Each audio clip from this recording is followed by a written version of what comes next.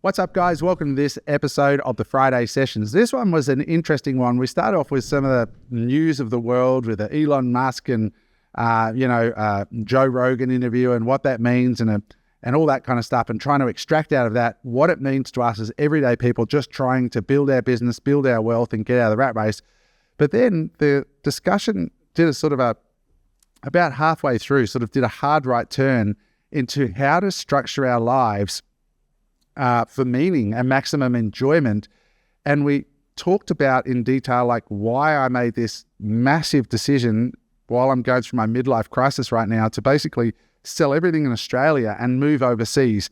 And, we had a really in-depth talk about having real discussions with you and your family about options that might be available to you that you just haven't even thought about or had meaningful discussions about in your family, and how by changing the way you think about life, there might be some really exciting paths that you could take right now if only you knew how to start the discussions and re-look at your skills and take stock of your assets, and be open-minded about the way that you are approaching life. So with that said, bit of an interesting one this week. I think you'll enjoy it. Stick around though, because it really is like two different pods. The first half is kind of, the day-to-day stuff, and the second half is kind of really, I think, meaningful. So enjoy. Let us know what you think. Bye for now.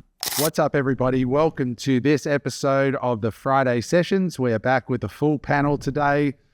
Man, I don't know about you guys, but every time we sit down to do these sessions, it feels like we've had 3 months of news in like a week. Like, I looked back through the WhatsApp group this morning that we have together, just sort of chatting about possible subjects for the pod, and I was looking at one. I'm like, oh my god, just like so much stuff has gone down.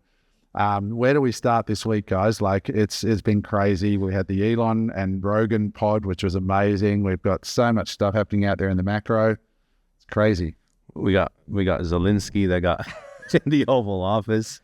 That's one that has the internet doing backflips and people talking about morality and the right thing to do, and it's just like when you're kind of breaking all these things down from a macro and a geopolitical level, you see that there's so many big moves that are actually going on, and people are getting stuck in, oh, that wasn't right, or that was right, and it's like, that's irrelevant. Like, there's so many big moves that are shaping the way the world is going to look for the next 10, 20 years that are happening, that little spat in the office, it doesn't even mean anything. It means quite a bit to the meme creators out there, though. Fuck, do they have some fun with it? What I'm trying to say is that the courses that we're going to be on are starting to unfold, and it's kind of like it's a little bit semantics, just those things that happen in front of the camera.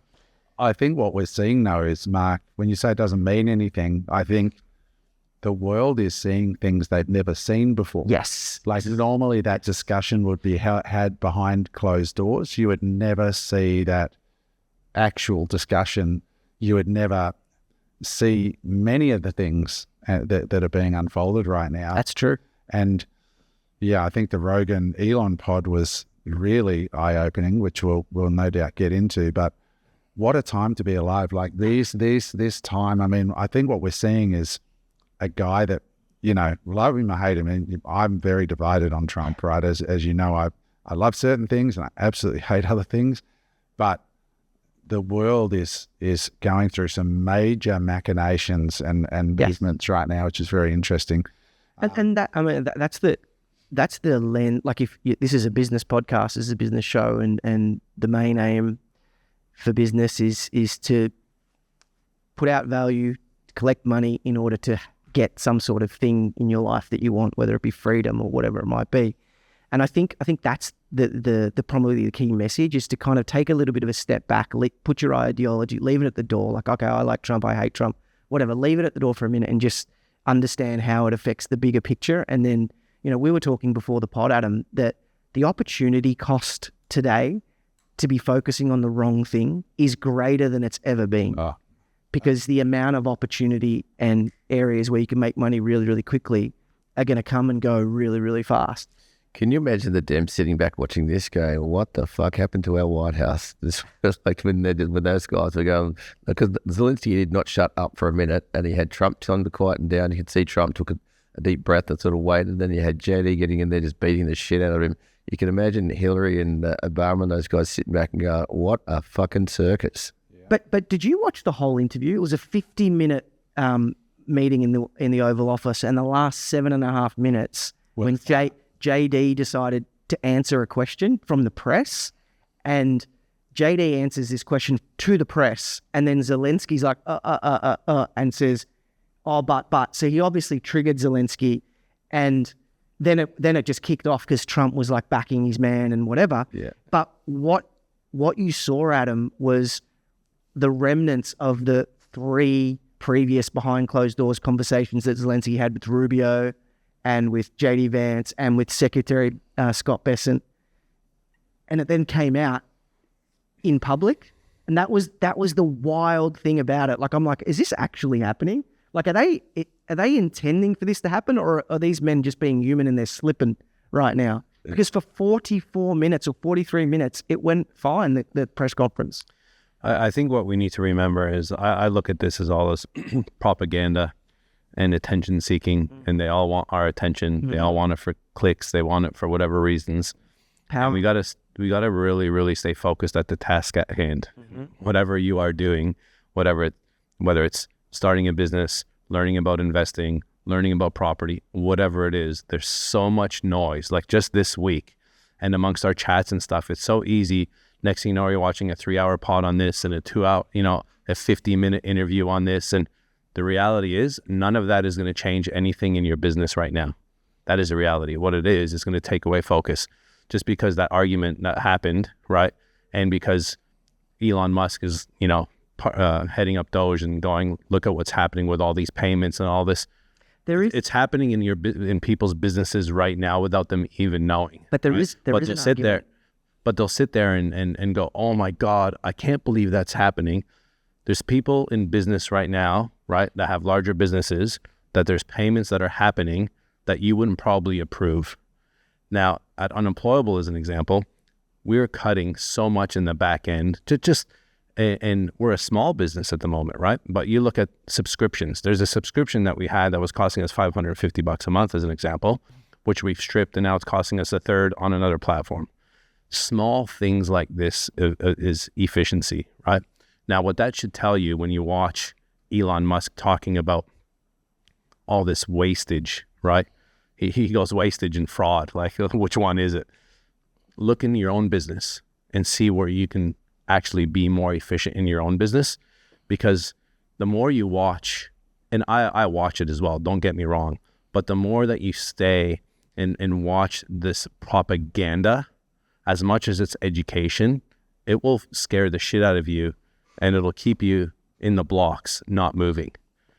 That's my belief. I think it's a really subtle thing. So I would encourage all business people to watch the Rogan and Elon pod, because it was profound. There's so many layers to what that discussion had in it.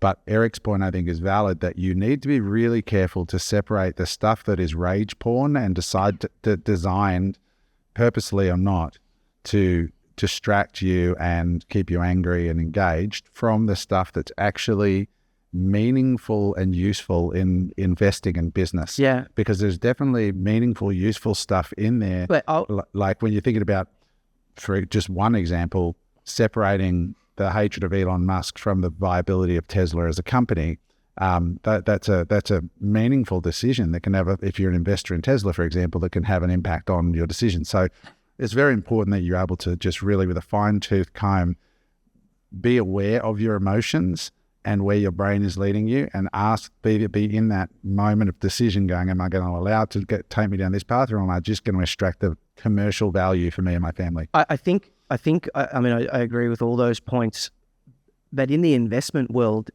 every single thing that these guys are saying in these press conferences actually does matter to the bottom line as well, because tariffs, trade agreements, all these things that they're discussing, they're all geopolitical things that are going to change the nature of the way we do business. Well, just look at crypto this week. If you think what Donald Trump says doesn't matter, see how much of it was billions and billions of dollars in like a sentence. Like a white knuckle ride, that's for sure. It sure is. So guys, keep an eye on that. But again, as Eric said, don't get pulled into it, because it is important that for the vast majority of people who are just getting up in the morning, struggling to pay their bills. I saw one comment under the Elon pod and it said, where does this guy get the time? I don't even have time to watch this pod. but it's true, right? Like that actually is a real sentiment for the average punter out there. So if you're struggling just to get an extra $1,000 a week to invest or $100 a week to invest in this world, you need to be very, very, very careful about, what you filter through that's actionable. But there might be this big war going on over there, but in that Maslow's hierarchy of needs, you're still trying to work yourself into the point of financial freedom. It's crazy. I was with a good friend of mine, right? Very successful in business. He's actually a coach himself. And we caught up for lunch. This is a week or two ago. And he was explaining to me, he's from the US originally, and he's right into the Ukraine war. He goes, Eric, I start my day off by reading the news, and then I turn on a channel which actually shows there's a live channel, don't know where it is, what it is, that you can actually watch the war live. What the fuck? And you can see people getting blown up and kids and this and that. And he goes, I watch that for a bit. I get educated on what's actually going on there, because he goes, the reality is people have no idea what's going on. And he goes, if somebody were to watch that, it'll give them like a huge realization going like, what the hell is going on? And I'm just thinking to myself, I'm just like, what? Like in my mind, why? What a morning routine. I did up my game a little. Yeah, but like he's so educated in that space. He's such an educated guy, but obviously he's taken a very keen interest outside of business. What's his honestly, I didn't even dig deep, because to me, it doesn't matter. This is happening and it's out of our control and we can't do anything about it, right? There's the higher powers that can, and we can't, and we just got to sit on the sidelines and watch these interesting interviews, that are happening around the world. And it's funny because I'm watching a very, very good show at the moment with my missus to check out, right? Other than White Lotus, which season 3 just came out. Oh, Everyone that doesn't know, it's the best show out there. Another very good one called Paradise, and it's all about like, the world ending and the higher powers, and only a select few that get put in this, underground bunker type of thing. And I just look at that, I'm like, it's real life. We're watching it on TV, but it's based on real life. Give you an example. The sentence when Trump said about the crypto, right? Did we know about it? I didn't know about it. Did you know about it? We knew it was coming, right? We knew there was words, around it. But did you know that it was going to come yesterday and what time it was going to come at? I didn't. But know. it was only a tweet. Nothing has come. No, I understand that. But what I'm saying is the shakeup of one comment, right? Like you can go and invest a lot of money and make a lot of money in a very short period of time if you're in the know. A guy did. A guy took someone 50x leverage on. Somebody in the news took a 50x leverage on it a few hours before it happened and made $200 million overnight. So yeah, I mean, this Hunger Games is real. It's actually happening. So it's very interesting. So, I want to kick off with something helpful that I think I discovered this week. Like with maths? Yeah, sounds like everyone's to fucking lighten up a little around here. Look at Ukraine war. But honestly, talking about this, right? There will be a lot of people that will watch this going, I feel the same.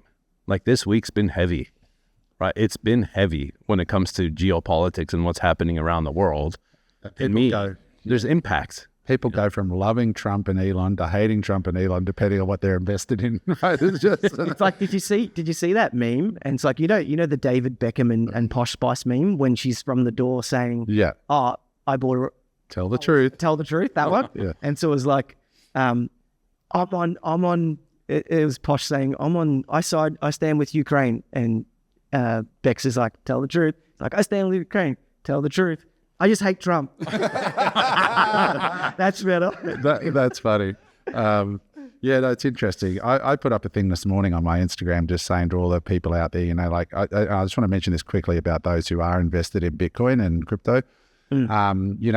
What does become very clear through when this volatility happens is you really learn about, if you're an investor, you call yourself an investor, right?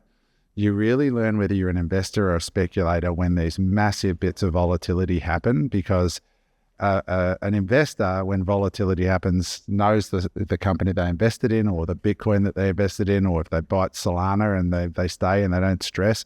The people who are not stressed are the ones who really understand the asset. So they understand they own Solana because by virtually all metrics in the altcoin space, Solana is winning 75% of the transaction volume. It's faster. Its valuation is way below ETH and all these other ones. The people who know Solana's metrics and why people are buying Solana will be relaxed right now. I'm not a Solana investor, by the way, don't own any, but people who own Bitcoin, they're not stressed right now who really know.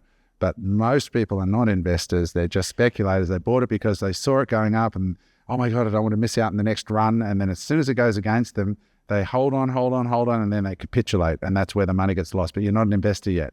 You're still a speculator. It was funny. I think I sent it to you or the group, but from the all-time highs of 109,000 to the drop, 78% of the people who were selling were people who bought it recently, like short-term. In the last 30 days. It's funny because the markets are the only like store in the world when the prices are down that people start running from the store. It's like, really, if you know it, like I spent the biggest task of my last week was looking at all the charts of all the things I want to invest in over the next 5 to 10 years and working out where the deep value buy zones are, so that when all the noise, so I just had bids set for those buy zones. You showed me that over the coffee. So when you explain what it is, because you're a Tesla guy, you're a MicroStrategy guy. Yeah, so that's like, again, not financial advice, but some of the things I'm looking at acquiring and holding for 5 to 10 years are Bitcoin, Tesla, CoinSpot, Coinbase, you mean? Coinbase, sorry, Palantir, MSTR, MicroStrategy, and I can basically look at the chart of where they are at the moment and how much they've fallen, because a lot of them have fallen 30 to 50%.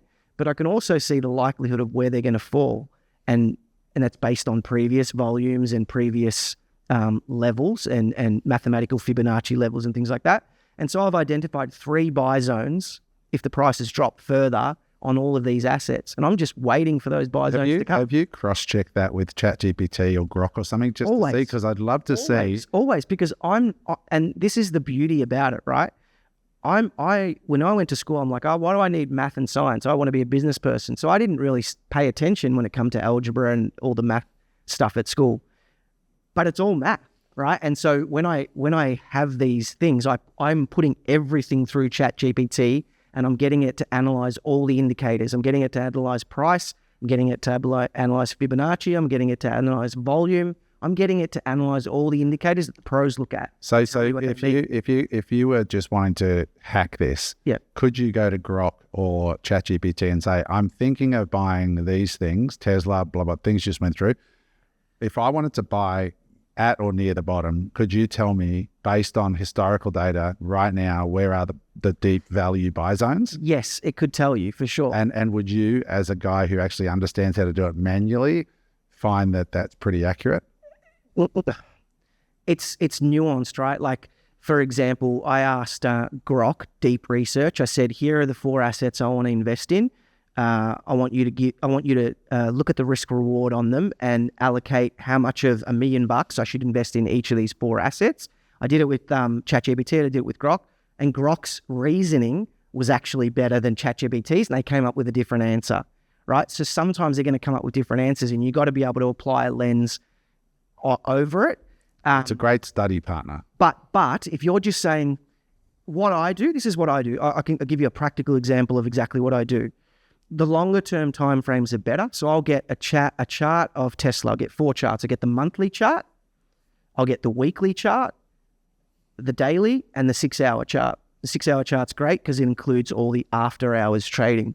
And I give ChatGPT those 4 charts, and I say, analyze these 4 charts and show me where the 3 buy zones would be based on all the indicators and all the mathematical formulas that traders would use. And then it goes in and it assesses all the charts and it shows you where those buy zones are. And the important nuance is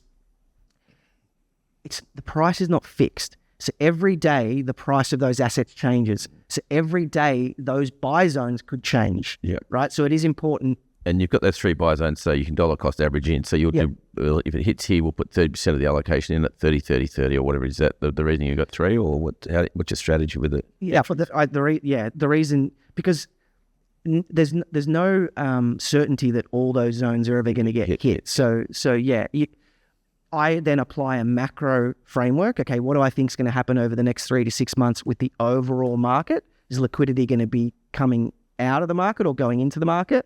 And then I'll put that and say, okay, well, because I think liquidity is coming out of the market in the next 3 months, there's a really good chance that those low buy zones will get hit, and I'll adjust my percentages. For example, right? I'll give you a practical example. My dad, he's got a little bit of spare cash on the side. And I said, Dad, he's like, should we buy a property? Should we buy commercial property, residential property? I said, Dad, what's the point? You're not going to see anything from that. Why don't we do something that's actually potentially going to give you something where you can go travel the world or do whatever with the windfall? I said, let's take 100,000 and let's put it into Bitcoin. He said, oh, what if it goes down? I said, just leave it to me. So I went in and I basically looked at all the buy zones, looked at the macro, and I've been telling you guys for a little while, I think we hit 75,000. And I said, my buy zones are 88,000, 82,000 and 75,000. USD. But I think with the macro the way it is at the moment, those buy zones could even be a little bit deeper. And so I did 20% at 88,000, 20% at 78,000 and 60% at 65,000 or whatever it is. If it hits it. Now, it might not. So I'm just going to have to watch the market, see what the market does. And if the market then becomes bullish again, I'm going to have to redo those buy zones, but right? The goal is to deploy 100% of the allocated capital into Bitcoin. So you've got 20, the other 60, will you deploy it or not? I will deploy it. So let's say for that asset class. Let's say, for example, that that bottom buy zone with 60% doesn't get hit and we go off onto a bullish trend. Well, then I'll start deploying that slowly as we get pullbacks, right? Did you see? Or I'll keep some for the next bear market. So obviously over the last week, right, Bitcoin's within days went down by 10%, up by 10%, and back down by 10%, as an example, roughly. Yeah. Did you see the traffic? Obviously, because we're dealing with historical data, you're looking at everything's in history. Did you see more liquidity coming to the market when that when that initial 10% came down? So hang on, explain. So if Bitcoin was up, right? And let's say, and then it went down about 10% overnight, give or take. Oh, it felt like it was. Or when it dropped. Right, when it dropped? Recently, or when it dropped to 78,000? No, recently. Recently, yeah. And then it went up yesterday? Yep. When Trump, and now it's back down again, another 10%. Yep. So it's 10%. With the data that you're seeing, are you seeing the influxes of liquidity coming back into Bitcoin? Because when it's down by 10% and then Trump makes a tweet here, I'm assuming that this tweet just doesn't come out of nowhere, right? Did you see any more liquidity coming into that market at that when it was down by that 10 to get that 10% uplift? To be honest, these recent moves, so when it went up from 78,000 to 95 or whatever, and then 95 back down to 85, there's not a lot of liquidity required to push the market around like that. Because what happens is he announced it on a weekend. He announced it on Sunday when the traders aren't in front of their computers. Yeah. So all it takes is that announcement to come out on Twitter, a couple of algorithms to pick it up, and then retail to rush in, and the price goes up. And then all the traders are like, there's no fucking substantial reason why. Yeah. Nothing, it was just a tweet. Nothing's actually been done. Nothing's been announced. So all the traders know what they're doing. They sell into that. They fade that. And they're like, this is bullshit. This is just retail liquidity coming in, pushing, because with markets, price can get pushed on the margins. So that those small trades either way on the margins can push the price a lot, especially in low liquidity environments like the weekend. So the big traders just fade all that. It's literally noise. It's like one-offs. That's not really anything that. No, what he's saying. What I'm saying is that event, that what happened over the weekend, is not a big event. It was just a tweet. Yeah. And it was just a couple of people reacting to the tweet. It wasn't like a big liquidity event either way. In my opinion, for all of you guys listening, this is all great chit chat. But for the average person listening, you're better off, in my opinion, focusing on your business and making it a hobby to learn deeply about quality assets that you can invest in over time. Because if you think you're going to outtrade Mark, for example, and Mark is sharp, but he's not the sharpest tool in that particular shed, right? Because that shed is full of the razor sharp algorithms, guys that masters of the universe. Yeah, people living on cocaine and Adderall and literally have their offices. I should start trading. Quantum physics experts. No, for real. Like, you're not going to win. So the only way, in my opinion, for the average punter to win is to deeply inform themselves through a passionate interest in either just buy the index and wait, or develop a deep interest. Like, we've got a guest in the studio today, Matt, and Matt's really interested in artificial intelligence music. So he probably knows the best AI music platforms and things in the world. And if any of those actually become public companies, he would have an advantage of some description. So for the average person, learning about a space that's really interesting, to me, my area of interest as it relates to equities is pretty narrow. I follow James at Invest Answers, and, I buy Bitcoin. I don't care whether it's 95 or 85 because I'm not selling it for at least 10 years. So all of this is a rounding error, in my opinion, with that time frame. So focus on generating free cash flow, buying for the long term, because it's sure as shit for 99% of people, they're going to lose money if they're watching the Bitcoin app every day, Coin Stats, or they're watching Tesla. I'll tell you a quick story. I took my house to auction last week, didn't sell. I expect that it'll probably sell for somewhere between 500 and 750,000 less than it would have sold for 18 months ago. Let's call it, for the ease of numbers, a year ago, right? I worked it out. That's about $4,000 a day or $3,000 a day that I've lost in the last year. Now, if there was an app on my phone that alerted me that I was losing $3,000 to $4,000 a day every day for the last year, I might have panic sold my house, right? So that's actually the reality. Real estate breathes in and breathes out. It just does it more slowly and politely. Whereas CoinStats is like, something that people log into, and that it's a barometer for their joy in life. It's a barometer for their sanity. The stock market's the same. That's why the average person just gets chewed up and spat out. Whereas real estate, people just don't. They just hang on to it. They need somewhere to live. And that's right. If you could check your portfolio, property portfolio on the daily, I'm sure there's a lot more fucking trading going on. Correct. And I get the way to make money. Like, Mark asked me during the week, we had a guest in here who's a very successful commercial real estate investor last week. The pod hasn't come out yet. Young guy on the rich list, over $100 million worth of commercial real estate. Mark said, hey, maybe what do you think about allocating and go buy some commercial at the moment? And I said, well, Mark, what's important is you understand how commercial property prices work and the macro. The same way Mark's just talked about the macro of liquidity and the market and all that. I just said to Mark, when it comes to commercial real estate, because I know a bit about it, where do you think interest rates are going long term? And he said, up.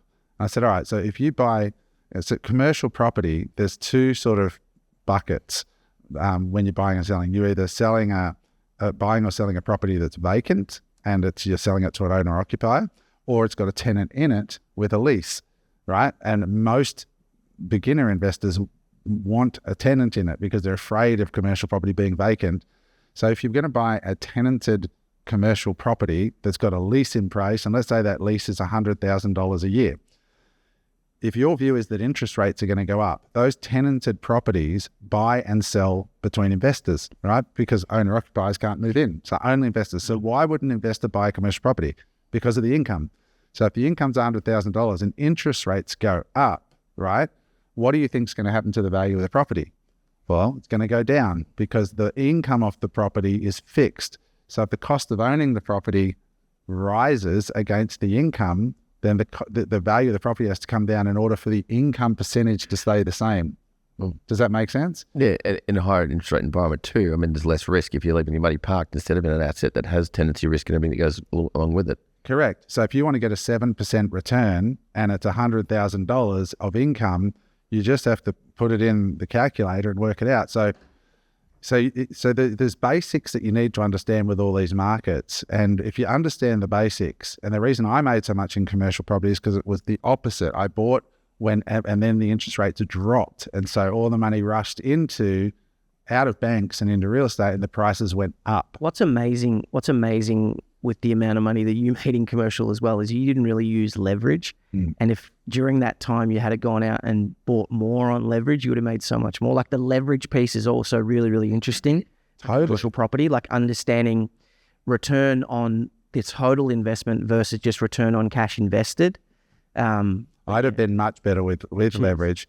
Yeah. But I was just in a mindset of just deploying capital. You're working on your businesses. I get it, right? But so, anyway, so I think that, just being able to just know enough to, for the average person, don't get drawn into, because it becomes a distraction trying to learn to trade the share market or to trade real estate, unless there's a difference with real estate, like what Eric does. He does value adds. So you buy something, you add value, you realize the thing, but you're not trading. You're not trying to time market. You're trying to create value. There's a difference there. I mean, you when I was talking about trading those meme coins the other week, you're like, what did you say? Like that sounds like sticking my dick in a cheese grater. Like literally, for most people, that's slightly amusing, but mostly painful. No, but that's if like trading is that experience, and I love trading, but at times it's felt exactly that way for me as well, right? It's just something that I love and I want to learn about.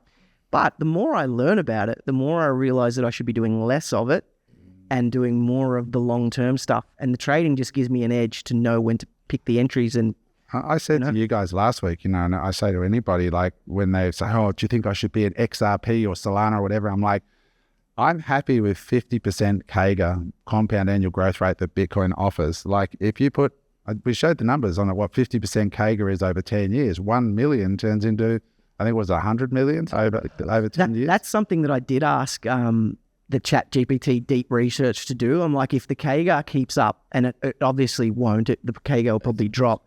But if you plug in the CAGRs, 100 grand in each Solana, Bitcoin, Palantir, and they keep up like they have over the last 10 years, you get to billions of dollars like within 14 years. So like ridiculous. Why do you need to go up the risk curve, like to all these alternate things? Like $1 million over 10 years at 50% CAGR is 57 million, right? And but do it over 16 years. Watch how much it goes from in that extra 6. Yeah. It's a 10x on 25%, which is half what it's been. If you halve it over 10 years, $1 million turns into 9.5. It's a 10x over 10 years. It's crazy. So it's worth it. Do 16 years. And that's the way I look just to show what that really is. I've always looked at investments, whether they're from business, real estate, Bitcoin. For me, it's all long-term. The issue is people don't want to wait long-term. No. They don't want to wait 10 years. I'm 50. I'm 60. I want to live now. I might die tomorrow. It's not even that. We spoke about it last week. We said, what are we going to do while we wait? No, but this is it. I mean, I turned 51 on Monday, and you blink and it creeps up on you like that. I spoke to a Bitcoiner in Sydney, and I'm interviewing him this Thursday, and he's made a proper amount of money. And he said the problem when you really understand Bitcoin, for example, you really believe it, is you have all this time back, because with Bitcoin, it's a fixed asset, and you actually kind of know that there's no more supply coming, and that when you truly understand that as more money gets printed, this money has to find a home, and a percentage of it's going to find its home in Bitcoin. And you can see that over time, that percentage is just ever increasing over time as the world begins to understand the asset. Once you understand these big rocks, he goes, I've got all this time because I know that I just know, even in the most conservative scenarios. To answer your question on that compounding, $1 million, 25% a year over 10 years is like 10 or 9.5 million. But if you add another 6 years, it goes to 36 just by waiting. But the key thing you said there is you kept saying over time. Over time. People have the mindset of they want to buy Bitcoin at 75, right? And then hold on to it. But they're going to put 100 grand in. It's not life-changing stuff. Like, this is why you need to be committed in what you are doing, right? My property portfolio, I've held over time. That's why now the equity's here and I'm getting rent and it's paying for this and it's paying for that. It's all time. Businesses, right? Like, we've been in our online business 15 years, man. 15 years. People have had 8 jobs in 15 years. They can't even keep a job for 15 years or a business they don't even believe in it in 15 years. We've been running the podcast now for 14, 15 months. Where's the podcast going to be in 5 to 10 years from now? We'll be living off YouTube, right? Like, that's the point, right? That's the goal of creating this, right? It takes time, compound, and you can see it on the chart. I sit down with Stuart, we look at it, right? We would pay $20 from YouTube. Then you paid $150. Then you paid $1,000. Then you paid and it'll just keep going up and up. But the reality is we got to come here twice a week for the next 5 years and keep putting up the value as an example to keep pushing. And it's the same thing in real estate. It's the same thing in business, and it's easy to give up. And that is the problem. If you don't have the conviction and your why isn't big enough, right? And I shouldn't say everyone, but a lot of people's just instant gratification. You make $100,000, you want to spend 150. That's what we've been taught, right? And then get in the hole by 50 grand and pay off interest. Like what Scott said here, what we've been taught is buy $1 million property and pay $3 million for it and pay $2 million of interest over 30 years. We spoke about this. Australia's debt to income is 200%. So it's so the whole system is. Do you know what I mean? It's double your debt. And it's not just that. Like when we went and walked the site on last Sunday, and we're sitting there going, "Oh fuck, okay, we'll price these. Call it $3 million. It's not. They're a bit more than that." And you just sit there and go, "Dude, we're going to hold a few of these." You just think, "Fuck, in 10 years' time, can you really see $7 million in this?" It's like your head just goes boom. But then you go back home quickly, jump on Uppy Data, and you look similar sort of product 10 years, 6, 7 years before, it wasn't even half the price, and you're like, fuck, it's just hard to get your head around. Just sit and wait. People don't future pace very well. No. And it's much harder. I said this on this morning. Holding is so hard just to leave things alone because we're like little Adderall addicts, like this. I always say to people, Amazon, if you put $10,000 into the Amazon IPO and held it till 2020, you would have $21 million. But there's only 2 people who did that out of all of the millions of people who bought and sold Amazon shares, and that was Jeff Bezos and his former wife Mackenzie. Didn't sell any. No, and his mum, wasn't it? And his mum, or Jeff and his mum or something. Yeah. And so it's just the ability to hold and relax and go but having deep conviction in certain things. And same with property. This is why people create wealth through property. It's why people create wealth through Bitcoin or whatever it is they hold. And it's a really good point. I just want to touch on the word you said, like the phrase deep conviction. I think that is a massive point. Like so many people that comment on things on social media and things, you can tell that they've absolutely put jack all thought in their comment. Totally. And it's like you're just being triggered. It's like, have some fucking deep conviction, because then you are prepared to wait. Well, it's deep conviction, and it's knowing what you want and what you value and what's important to you moving forward. I don't want to travel the world when I'm fucking 75. But that's part of deep conviction. I want to travel the world with my family now and enjoy it now. If that means for anybody, you got to sell a bit of your Bitcoin or you got to sell a bit of your property to go and do that, and you feel that's the right decision for you and your family, then do it. I think what we do is... It's that time of year again at Unemployable, where we're opening up our Unemployable business coaching program. It's over a 12-month period, and with that, you get private one-on-one coaching, group coaching, as well as private and live events throughout the year. You could get private coaching with me, and not only me, but our panel of experts that we have put together. These panel of experts have been in our network and are the exact people that we use in our business successes.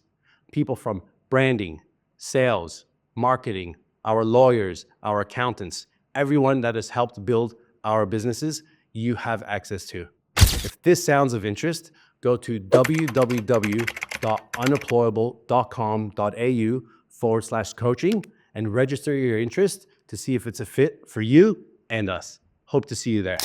We compare ourselves to everybody else. Like sometimes I sit there and see the opposite of these families that have just sold everything, right? Moved overseas and homeschooling their kids and I look at that, I'm like, man, they seem so happy. They're just doing their thing, And then I think to myself, but they're going to have nothing left for the kids. The kids are going to have all this experience. Like, I want to have something left for my kids. So that's why it's not like I keep building. Like, I don't have to keep building, right? You don't have to keep building. these are the types of things that they're decisions, but what is important to you, right? Like, I'll go and spend X amount on a European holiday. Now, I know I can put that same money into Bitcoin and hold it for 10 years, and it's going to be worth, at a KEGA of 20% or 25%, and it's going to be worth X. But right now, It was an $8 million holiday. right? Yeah, that's right. It's an $8 million holiday in 10 years. But for me, what's important right now is doing that holiday, because there's going to be a point in time where my kids aren't going to want to do that holiday with me. And there's going to be a point in time in my life where it's just going to be me and my wife with plenty of money doing certain things that we probably aren't 100% happy doing because we wish we would have done it earlier in better health. So it really depends on what is important to you. You got Adam here as an example, right? You know the amount of people that ask me that I haven't even told Adam about, that go, what? Why? Why is he doing that? What do you mean? Right? But that's his choice. This is what he wants to do, right? This is his vision from his past experience of being in business for fucking 30 years, up and down and up and down and up and down, to the point where he's built a lifestyle and he's built a war chest that he doesn't need to work again a day in his life if he doesn't want to. And he could frolic the world and do what he wants to do, right? But what we've been taught to do is not do that. And that's why people go, why would he do that? Why would you? And this is the thing. We have to stick to our convictions of what we believe in investing, but also what we want in our own life, and not give a shit about what anybody else thinks. Like, I take my hat off to Adam for doing what he does, because you know what? He's probably less than 1% of the people in the world that will ever do something like that. And that's the problem, right? Like waking up and checking your social media or checking your X account or checking, you're conditioned to compare yourself. Like even you said at the start of the sentence, you said, I saw that person doing this and I saw that. And you're like, I wouldn't want to do that. Or the comparison is constant. And so the real work is in working out what is best for us individually and for our families. That's the real work. I encourage people, like I've spent a lot of time in some interesting communities lately online and YouTube, and just seeing people who've really thoughtfully approached building a life they want based on what they want, not on social media and everything else. And I think more and more Australians should think more deeply about, the options that are out there in the world.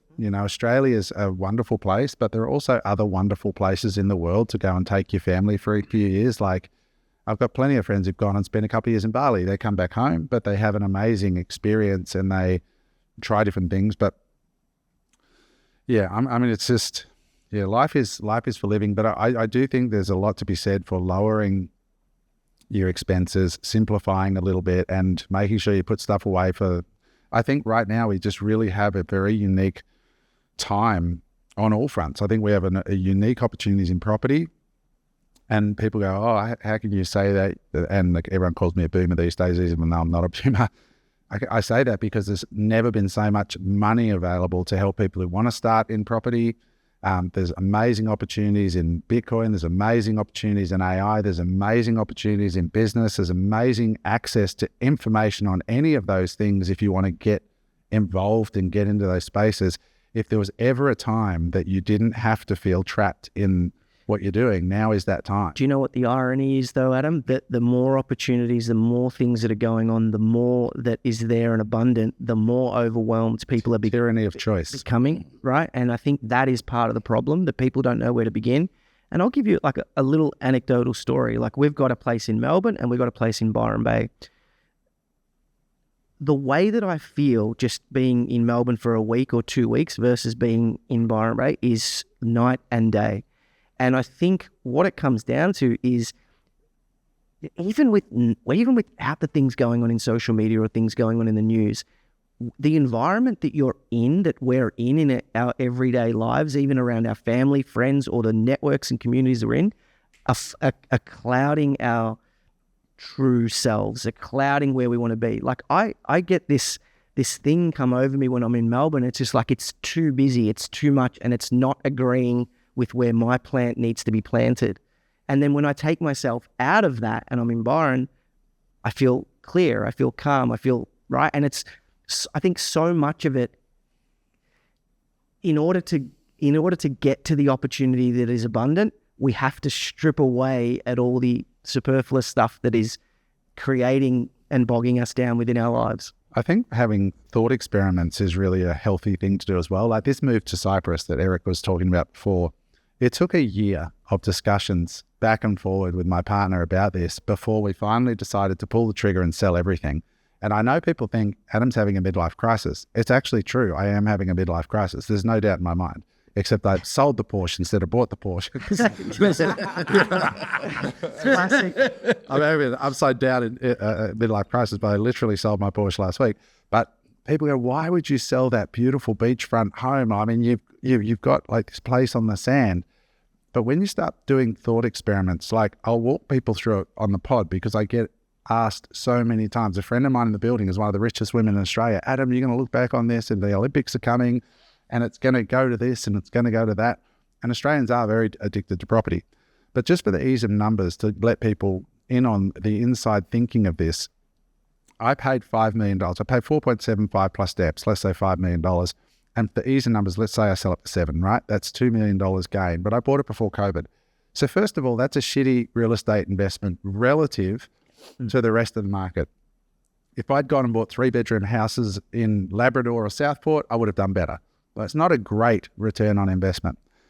So if I go and stay there and I get the calculator, I go, okay, long-term Australian property's grown at 7% a year, compounding over the last 30 years. And I got the calculator, okay, let's do that between 2025 and 2032. That's 7 years. Let's compound that out. And I think it worked out that the property will be worth, I'd have to look it up, but I'm just guessing 10 million or something like that.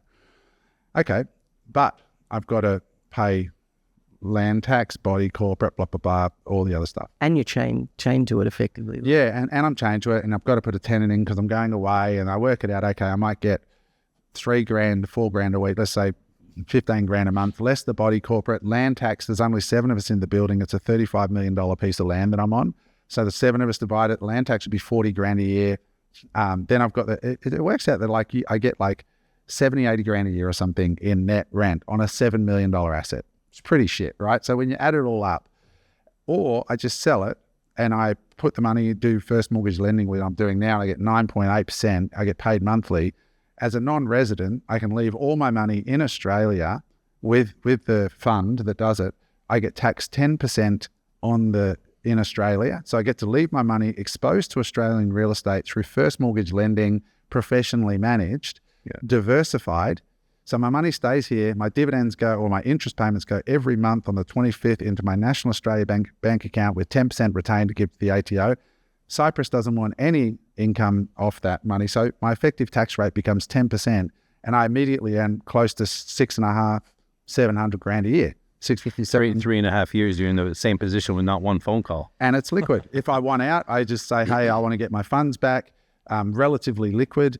And I can move. I'm free to go wherever I want. But that's the real. I mean, financially, like you would have to be an idiot to think that the keeping it makes more sense. It just doesn't, right? But the real kicker, where it really changes our life, is the freedom and the lightness that you just don't have those issues anymore. And this is sort of what I'm getting to. Very, very, very free. Can you just check that Eric's camera is still in the right spot there? Are you Italian? Very passionate. But no, you're right. But it's also mathematically assured, Mark. So I think that the market for my kind of property in the next couple of years is going to be pretty flat, right? Like high top end stuff. So it's going to be pretty flat. So I don't think I'm going to get 7% growth for the next 2 years. And I think it'll reignite when interest rates come down a little bit, if you think they're going to come down. But whereas the first mortgage lending is a fixed return, right? So it's mathematically, I've got complete peace of mind. But some people go, oh, that's all great. But many people listening to this, I've got a house worth $2 million that they bought 10 years ago for 700 or 800 grand. They paid it off through working their nuts off. They got $2 million and they feel trapped. They could take the 2 million, turn it into 180 grand a year income, and then move to Bali for a year or two and then learn trading, like with nothing else to do. Just live, not long term because inflation will kill you, but just for a year or two. Just give yourself a year or two, move to a tax-friendly environment, reconnect with your wife and kids, and learn covered calls, or learn to be a remote salesperson, or, learn and reinvent themselves in that year or two to create the life they want, instead of just being trapped in fucking Nunawading or wherever you are in Australia, going, I'm going to never sell your house sort of thing, the Australian man. Or I'll do it when. Yeah. So there's lots of people actually, but they don't do the thought experiment of what if and have those conversations between each other. And I've just gone, I'm just going to give people say, what are you doing? I'm like, I've booked 3 or 4 conferences. Like in a few weeks, I'm in Paris for the blockchain conference. Then I'm in Vegas for the Bitcoin conference. And then I'm at a marketing event in Barcelona. And I'm doing all these different things that I just want to do. I've just given myself permission to just live off the cash flow for a minute. And I've got my businesses, my caravan parks and all the caravan park and all the other things. So I don't know. I just think it's really interesting for people to really get, I just keep saying to people, get a compound interest calculator out, do the math on things that you're interested in. Like just play around. What if I put 100 grand to Bitcoin and just left it for 10 years? And what if I halve the CAGR from 50% a year that it's been down to 25%, where would that be if I just had the discipline to just not look at coin stats and just let it run? Like the guy who got put in prison for Silk Road, whatever his name was. He got let out. The best thing the government ever did for him is he couldn't access his wallet. So when he came out, all his Bitcoin's worth a fortune because he couldn't sell it while he was in jail. If you could just put yourself in jail for a minute and just step away, you little crack addicts out there, just leave it, and do the thought experiment, or put it into Tesla, or put it into real estate and just leave, whatever. Put it in first mortgage lending, whatever floats your boat. But I found an allocation between Tesla, Bitcoin, first mortgage lending, things that suit me based on my needs and what I want to do with my life. And so I don't care what people think because I've done the math and now I've just got this freedom to, and people say, what's your next car going to be? I'm like, probably a scooter. Like for real. And I'm actually fucking excited about it. I've got 6 suitcases. You're also looking at buying a plane. Yeah, but that's different. But also, like, if that's different. That was a different pod, Matt. Different message. You sound like my wife. But also, after 6 months or 8 or 12 months or whatever you go, actually, this lifestyle doesn't suit me at all. You come back and fucking buy the house again. I don't think I will buy a house again, James. I'll do what you're doing, which is I'll rent a place. Yep. And like I've got friends who live at Ephraim Island. They're in a penthouse up there. They pay $1,300 a week for this rock star penthouse, massive vaulted ceilings, views out both sides. And I'm like, they can leave. It is tax deductible. It's tax deductible. They can leave it deployed. So anyway, it's just all I want to encourage people to do is it takes huge bravery to just have thought experiments between you and your family and realize that they're like in the huge parts of the world, owning a house doesn't matter. They don't give a shit. Just on this, like if you said if you got $7 million or whatever, and you're going to be net, the mass use rate, you might be 70, 80 grand a year positive. Put $7 million at 9%, you get about $700,000 worth of rent. You can go and rent. You can rent for $700 grand a year, mate. Anything. I looked at all of it. I looked at parts around the world. I went to Airbnb and I want to spend more time in Southeast Asia with the stuff that we do up there. And I went to Airbnb and went to like Bangkok, and I'm like, put up the very pointy end of Airbnb. You can't spend $5,000 a month in Airbnb there. And if you do, you got a rock star fucking pad. Just spend a month there, then hop over to Vietnam. And it comes with 4 people. Yeah. Yeah, I mean, there's just lots of places in the world. Don't forget massages. You'll never wash your hair ever again. No, but what I'm saying is that there is huge part. Most of the world is poorer than Australia.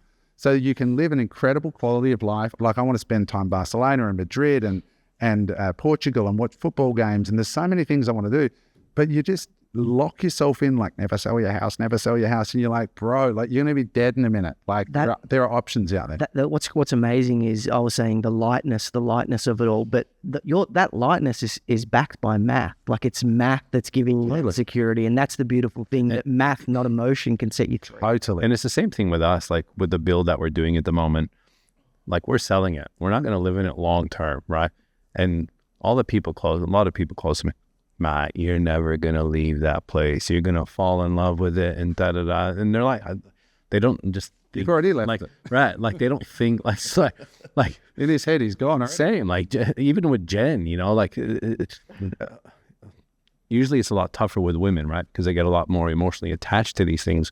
But luckily with her, it's opposite, right? She'd rather go and have a small place that we can lock up and we can go somewhere for 3 months and come back and go there, and then go somewhere for 3 months and come back, you know, like, but again, it's what we said on another pod is, and I raised my hand at this, we're spending too much time doing and not enough thinking.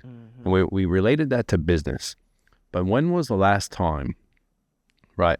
And again, I'll raise my hand as guilty, and I need to do this, and we keep talking about it, but we just haven't put the time in the calendar and be accountable for it. But when was the last time you did that with your life partner and said, okay, what do we want our life to look like in the next 5 to 10 years? And I'm I'm doing. And then I have Jen going, hey, we need to sit down so we can actually, like 10 years will just go by like this, because she's big with the kids, right? Like our eldest is 12. You know, we've got 4 years, right, really, before next thing you know, she has a boyfriend, her friends, cliquey, and she doesn't want to go away. They don't want to go and do things, right, for a long period of time. And it's just allocating that time in the calendar. I'm going to raise my hand and be accountable and go, I'm going to do this because my wife's hounding me for it anyways, in a good way. I allocate too much time in business. I'm strategizing about Unemployable and Unemployable property. And I was at MX yesterday for 2 hours strategizing and looking at opening up something else there and all these types of things. But again, if I'm not doing it, probably a lot of other people are doing it, right? Ridiculous. So I just want everyone to look at themselves and go, when was the last time you sat down and go, let's craft what we want our life to look like for the next 10 years. It's such a great point. I've been saying to Dom for the last 3 months, we need to sit down and have our planning days. But it just keeps getting pushed back, or the time doesn't get found. It's like, that should be the first fucking thing in the calendar, because that's the most important thing. You know, why do we let the needs of the day get in front? Like I said to Cass, people don't realize, like, there's so much opportunity right in front of them if they just stop and think. Like, my wife, Cass, she's an introvert, right? And she doesn't want to be on a camera. She doesn't want to be in social media or anything else. But for some reason, I showed her what covered calls were. So we had a friend over the other night who does covered calls at a very big level, but it's the same concept. And I said to Cass, this is how covered calls work, which is basically buying shares that you want to own anyway, like NAB Bank or Commonwealth or whatever, low risk shares. And you can make between 1% and 2% a month pretty safely. And the worst case scenario is somebody buys your shares off you for more than you paid for them. That's basically it. Now, I'm not saying financial advice. I'm just saying it's a really, really, really great options trading. Yeah, it's a lowest risk way to make money off shares apart from just owning them, right? And when I showed this to Cass, she lit up. She was like, oh my God, I really like this, because she likes numbers, right? And I said, I want to just put an idea in your head. I said, if you could get $100,000 and write covered calls against them and make $1,500 a month off the $100,000, how would you feel about helping other women do that? And she was like, oh, I would love to do it. I've got so many girlfriends that are not businessy, but are good with numbers, and, you know, and I could do, they could do it around the kids. I said, you know, that you could probably start a coaching program where they pay you like $5,000, and then for $5,000, you'll sit with them once a week for 3 months, help them open their trading account, help them do their first covered call, hold their hand all the way through the process. And I said, how would you feel? She goes, I would love to do that, helping women do that and so on. And I know there's legions of women. Like if Cass actually did this and we had her on the pod. Oh, yeah. Like what happened with Brooke. Brooke had 98 women with her remote selling, and now she's got 500 after being on the pod. And it's $8,000 to do that program, right? She made a lot of money from supporting women into a career that's worthwhile. Your sister was one of them. Mm-hmm. Cass could charge, you know, $5,000 and maybe, I don't know, $500 a month to actually have a coaching call with her every month. And she has 10 clients. She makes $5,000 a month in coaching. She's getting to do something that she loves, and everybody wins, right?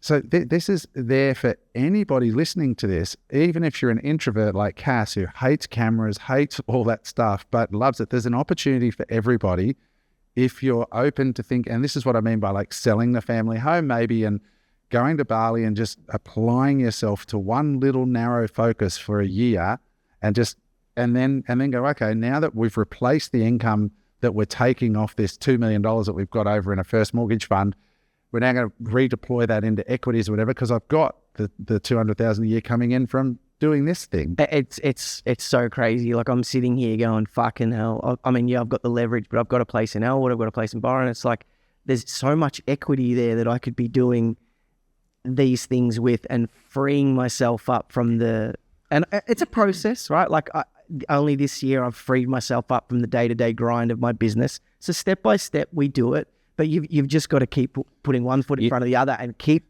getting yourself out of the mess. You know, one thing I just thought of, and we don't have this in Canada, funny enough, and I don't even think they have it in the US, is Australians, right, will have a loan, right, for $1 million. But they got this thing called an offset account. And the offset account, right, is this cushy account where you got 400 grand savings and it's sitting in the account and it's offsetting the $1 million and you're only paying 600 grand interest on the 600. It's such a trap. And it is the biggest trap, right? And what people don't realize is keep putting all of that money in that offset account because the banks are just using it and reloading it out anyways. And what we got in Canada, you don't have that. You got $1 million loan, you're paying 6.5% on your $1 million loan, right? So if you have other cash, you have no choice but to deploy it into something else that's going to try and make you more. Whereas here, it's like, I'm saving 6.5% interest. I'm doing okay. That is the mentality, right, that I find people in here. And it's so wrong when you know you can go and earn 9.8% right now. Right? If you have a minimum, what is it, 100 grand, 200 grand, right? Minimum 100 grand, 200 grand. You could go and get 9.8% and make 3.3% more on $1 million, right? That's 33 grand, right? But people won't do it. Why? Because they want to see it. They want to touch it just in case it needs to be there. But this is, it's a mindset. It's a mentality that has been ingrained, right? And I can see it. Like in Canada, we don't have that option. It's like, and not to mention these offset accounts are fucking like dynamite if they're not used properly, and most of them aren't. They're just a massive credit card. It's like I get and understand all that, but still I've been slow to put that shit into action. And it's kind of like, I feel like I've got the right mindset, but I'm just not moving fast enough at the things that are really important at freeing you up. And you kind of, but what makes me take action is sitting around you blokes and having this conversation that's authentic and raw and not scripted. And I'm like, yeah, fuck, I have to. It's like, creating awareness. To be around the right community to kind of push you forward to go and make those decisions. If you're hanging around a community or your parents that are saying, don't fucking do that, keep money in the bank, you've got no hope. Because if people like us who are sitting around these conversations every week are still slow to take action, what hope have you got with your old school WOG parents or whatever it is? You really have to keep pushing. The other trap with just holding and waiting for real estate prices in your own home is that, like Josh, right? My son Josh, we got him into a house in COVID, it went from, we bought it for 530 and it's now probably $1 million something. And you go, oh, great, he's done really well. But he hasn't really. He's just, his house, if he sells the house, he buys another house of the same value. So all he's done is kept up with inflation. He's done well if he uses that money productively, right? Yeah, then he's done well. Yeah, but he hasn't in real terms done well. And this is the other trap that people fall into in real estate. So I just want to encourage you guys out there listening to really do some thought experiments. I'm not saying pull the trigger quickly. It took a year before I decided to sell all my real estate and change gears. And I did it as a result of speaking to other people who are richer than me. And like one of my really closest friends is a commercial agent and worth a lot of money, and he's done very, very well. And I said, how come you don't own any? And he said, I've been through that phase of my life. I did own real estate and it helped me build my wealth, and I'm happy to buy and sell it for others. But now I do first mortgage lending and I do these other things, and here's why. And then I spoke to 10 people, and the more and more people I spoke to, and the more and more I compared their life that they have with the life that I want. Like I have access to people who are, my bank manager said to me, Adam, of all the people I service, you're one of my favorite clients because you actually are living the life that you should be living with that level of equity. But he said, a lot of my clients are your age and older, and they're still acquiring real estate in their 70s and doing deals and leveraging and everything because they're so goddamn scared of solving the problem of how do you be happy when you're not doing the deal? How do you fill your life in a meaningful way? And people are like, what are you going to do? I'm like, I'm going to slow travel. And they're like, what's that? I said, well, I go into Spain and I get a little apartment in a busy street in the old town, and I sit there and I learn about that district of Madrid, and I go to a football game on the weekend, and I go and eat with the locals, and then when I'm tired there, I go over to Portugal or whatever. That's what I want to do, and try and fill my days with learning and no meetings. And that's such a big transition for crack addicts. What's that movie with Demi? Was it Demi Moore or Julia Roberts? Under the tough Eat, Pray, Love. Eat, Pray, Love. It's the like Eat, Pray, Love is obviously targeted at the person trying to like work out what to do with their lives or whatever, but it's the Eat, Pray, Love for the successful person who's worth heaps of money. Like we have to be constantly going through that exercise, Eat, Pray, Love, to work out, because it's sometimes we get lost. Like my watch that I have, I put it in a storage. I'm not even taking a fancy watch. I don't care about that stuff. So there comes a point where you get to where you go, okay, what do I want to do? Do I want to hustle until I... threw his watch. Yeah. Eric's taking off all his shit. Hang on. Catch. No, but there comes you've got to make a conscious choice for you and the family. It's actually much easier to stay in hustle culture and to go, okay, I want to go to be 100 million or 1 billion. It's much easier actually to do that than to have a hard right and go, I'm going to become the complete opposite of what I've been. And when I turned 50, I just hit that point of like, fuck, what do I actually... There's episodes of this pod that I'm on and I'm like, fuck, this episode has changed my life. And I would just love to know if anyone else is feeling the same way watching. My wife the other day, I forget who it was, and I was telling her, I'm like, oh, can you believe these people? They've just sold this and they've bought that, and who was it now?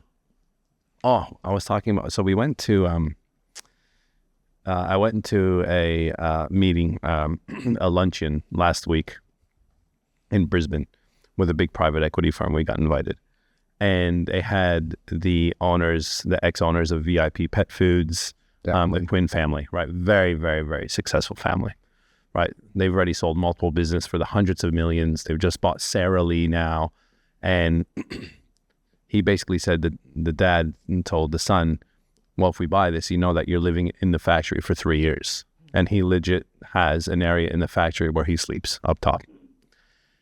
And I was explaining this to Jen, and she's like, that makes no sense. Why would someone want to keep doing that? Like, enjoy life. And I'm like, but Jen, that must be their enjoyment. Just because your enjoyment is traveling the world and enjoying the fruits of your labor, other people maybe have done that, got it out of their system, and this is what they love doing because they're working with 200, 300, 400 people, and they're employing people, and they're seeing people grow within their business and the rest of it. And then she started commenting around like, people got to start thinking. And she says to me sometimes, she's like, why do you keep doing what you do? Right? Like, are you trying to impress someone?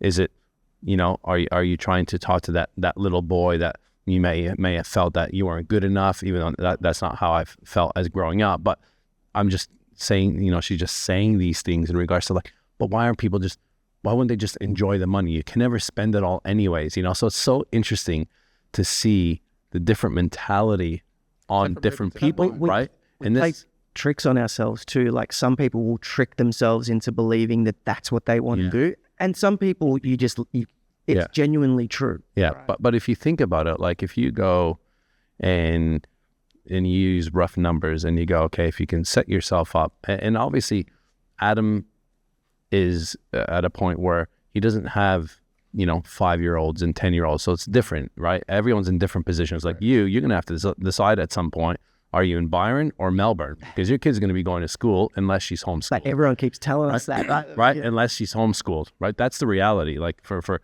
8 months of the year, you need to be somewhere, right? Within reason, unless you're homeschooling, because that's what society's taught us, right? Yeah. And these are the questions and these are the decisions that we need to make. And going like, why do we keep doing what you're doing? Like I can't answer that question. I actually can't answer the question. why do I keep looking for the next deal? Why am I buying property with James right now that we know, it'll take 2 years? And why, right? Because I haven't spent that time thinking deeply enough on why. I just do, and I impulse, and I just love the deal. And it's the adrenaline of going, I'm going to turn this thing from this to this, and I'm going to fucking tell stories about it. You know what I mean? It's like and trading. How cool is that, right? Like trading. And help others do that. But like, that's what I say my why is, but think deeply. You got to challenge. Deeply, you have to be around people that not force is the wrong word, but you have to be around people that encourage you to challenge your whys in a positive way, I think. Yeah. And that's what I get from sitting on these pods for sure. And you know, like Eric, like if you're still there and you're loving it and enjoying it, then a power to you, man. Like keep doing it. Yeah. Mark, I can see, is a bit more of an adventurous, spiritual journeyman. Yeah. Like he's got different bent in Definitely. him. So you got to do it. For me, I just woke up one day and I hated most of what I saw in my calendar. Yep. And I like for real, I just got up and I just was like not excited. Yep. And that's where I hit. So you'll go through different cycles and phases. And I just hope that I say to younger entrepreneurs, if what happened to me happens to you, you goddamn better get your money made before you hit 50. Because when you get to 50, when I got to 50, I was like, fuck this shit. Like, not to say it too bluntly, but that's where I got to. And I was like, I saw that clip with Keanu Reeves where he said, I hit a point in my life where if somebody came up to me and said 1 + 1 = 5, I would look at them and go, do you know what? You're totally right. Have a nice day. Bye. Well, that's what happened to me. Well, you stop giving a fuck. one thing that woke me up a little bit is that new Sylvester Stallone documentary biography on Netflix. And he has a thing in there that goes, it's all about building. Yeah. When you're up to 40 years old, it's all about building. Gaining stuff. And gaining. And after 40, it's all about losing. You lose muscle mass, you lose energy, you lose your family, and I was just like, that's me right now. Like I'm at the cusp. I'm at the pinnacle of now, if that's the case, I'm just going to start losing. And to be honest with you, like I went to the osteo yesterday for a bit of a tune-up, and I'm like, 10 years ago, I never seen an osteo in my life. I never seen a chiropractor. Like I go for a walk 3-4 weeks ago with the wrong shoes. Next thing you know, I got Achilles tendonitis. Like this is the shit I'm dealing with, bro. I'm 41, man. What's gonna happen when I'm 50? I don't want to be rolling around Barcelona in a wheelchair. You know what I mean? Like these are the things that Just remember you giving Adam right? shit. Yeah, Fucking I was. Yeah. Classes. Like I'm. I just drove. I drove by Kaiser not long ago, and I look at it. I'm going like, I better not be going to that place, man. This guy's been donating for the last 2 months. You will be. We love that joke. James, you've been quiet. How's your body going? Yeah, well, I went to Kaiser quite a while before Adam did, and I wasn't quite 50, so I know it all too well. James got me into the place. Best place for serious shout out for those guys. If you do have lower back problems, Well, the way James is going, we bought a site, right? And it's in Burley, and it's 450 meters from the beach. I'm like, let's go for a walk. Let's just see the view. I think he actually commented, we don't actually have to walk all the way to the beach, do we? What fuck? Actually, that's because I live on it. That's because I actually live on it. I'm like right there. I'm like, I got to see it every day. Dude. We're walking. I'm like, I want to know if it's 4 minutes or 5 minutes. We're walking for 2 minutes. It's 4.5, mate. Let's go back. Meanwhile, he's just pissing sweat. I was like, man, I was looking out for you, to be honest. it is hard pushing a wheelchair up a hill. Let's be honest. So for all of you listening out there, I hope you find some value in this banter. We're at the end of this pod, but the whole point of all of this pod is to try and get you guys thinking about why you're doing this stuff. Like, business, when I look back on it now, it's to help you and your family have the life that you want. And it's really a customized, that's why we always say not financial advice. I get asked all the time, what should I do? And in DMs, and I'm like, I don't know enough about you. I don't know enough about how much, do you have like a daddy fund of $5 million? Do you not? Is this everything I've got? You can never, nothing is ever like anybody who's giving you advice on YouTube or through DMs or whatever. It's a fool's errand. Your life is your life. Your risk tolerance is your risk tolerance. Your ability to stomach crypto and shares is different. Everybody's got different makeup. So hopefully from this sort of unstructured discussion, you can start to go, oh, look, James's style really resonates with me. Or I like Eric because Eric fucking charges in business. He's a alpha, you know, I like that. I like Mark's sort of semi-hippie approach, you know, with the kids. And I'll listen to Mark. Or maybe you like my old man advice. I don't know what resonates with you. Don't be that hard. No, I'm not. But you know what I mean? Like, I like where I am. I like where you guys are at. As a listener, it's important that you try to self-identify and see what inspires you from any one of us, and then drill into that and just tune in, because everybody's different. Or maybe the story about Cass has touched you and you go, fuck, I'm like Cass. I'm that introverted male or female that's behind the scenes. And maybe that little idea is something you can pick up and run with. So that's why we have these discussions, guys, is to offer you different paths, because I truly do believe that no matter how you're made up, that these days, fortunately, there is a path to creating the life you want. Like everyone's out there saying, you know, you got to do the work, you got to do the work. I think what we've made clear today is that the self-work, you know, not in a woo-woo way, but however you want to look at it, your self-work is the most important work.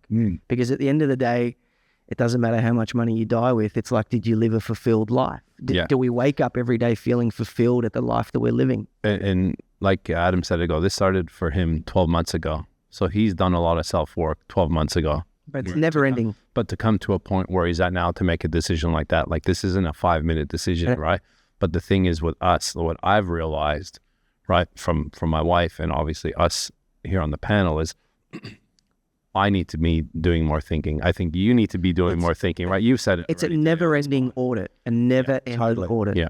We're sitting here, just quickly, I want to mention it because Matt's sitting here today from Melbourne. He's one of our clients and become a really good friend over the years. And Matt was in IT and he had this sort of, you know, he looked at what was happening in AI and the music space, and he sort of tried out one of these AI generating music tools where you can go to an AI, have the AI write the script, like tell it, I want a song about this. And then the AI writes a song and then you can tweak it using the prompts. And then you can take it to another platform and say, turn that into a country music song that's a cross between Taylor Swift and Kenny Chesney or whatever. And it actually makes the music, creates a singer using the lyrics and turns out a song. And Matt got a real kick out of this, right? A real creative expression for him. And he shared it with me. And I'm so honored that he did, because it's really hard when you're in tech to go into a creative endeavor, create some art, right? Because it's his fingerprints over the prompts, and it's his prompting and working with the AI to get this creative result, which is completely subjective, and then give it to somebody that you respect and go, what do you think? Right? That's a very special thing to do. So I, of course, said, Matt, I'm so stoked for you. This is amazing.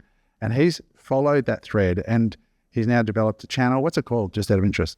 AI DIY. AI DIY. You can look it up on YouTube. AI DIY.tech. Yeah, AI DIY .tech, TECH. You can look up Matt, you can connect with him. But what's happened is now built this YouTube channel. I think it's nearly 10,000 subs or 5,000 subs. 2,000.